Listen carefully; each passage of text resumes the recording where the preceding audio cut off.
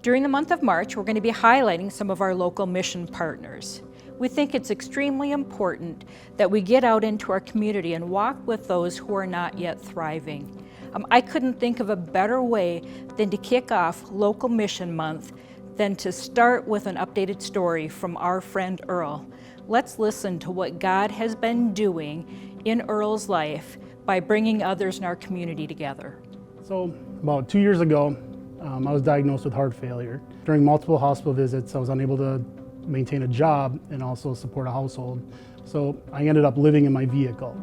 During this process, I ended up going to Interfaith Outreach, where I got lots of help. During one of my many visits there, I seen a sign for loaves and fishes. And so that's when I decided to stop in. Came into the church, I went downstairs, I saw Sanjeev, and he welcomed me with very, very big smiles. And Pastor Dan approached me during the week before I went to Mark Men and gave me an opportunity to stay with a family the day I got back from Mark Men weekend. So I ended up staying with John, Allison, their daughter Liana. That just gave me the opportunity to get my health better. I've lost a lot of the weight that I've gained throughout this whole process. My heart functions back to 55%, which is normal. Back in September, my friend Allison LaCroix, she woke up one morning and had a vision. And she said, "We need to get you into a trailer and into a pickup truck so you can live your dream of traveling the country." She said, "What I'm gonna do is I'm gonna start a GoFundMe page and we're gonna raise the money and we're gonna make this happen."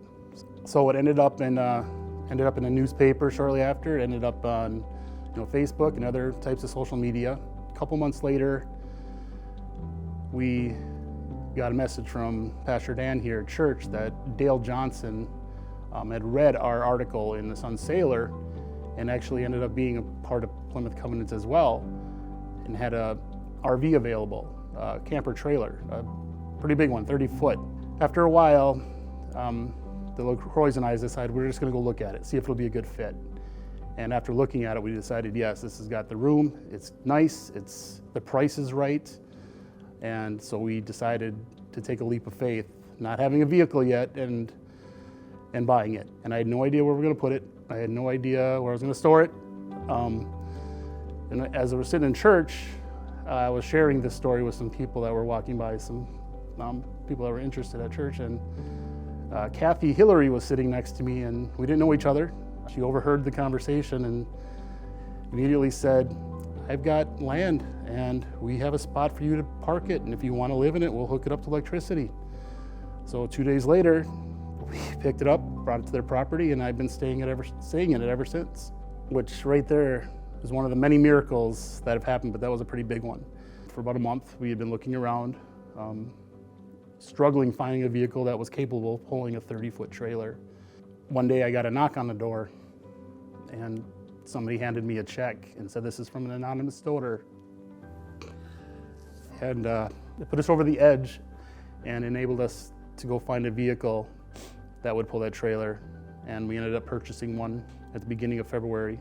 Starting in April, once spring comes, is to start my journey of traveling. And I'm gonna start in South Dakota and end up in Nevada by winter. And I plan on sharing the story with people. I plan on meeting people and like people and just letting people know how much God's has affected my life and how much love God has for me and how much love people have for each other. But I'd like to thank all the people of Plymouth Covenant that generously donated to this cause. I mean, we're so grateful.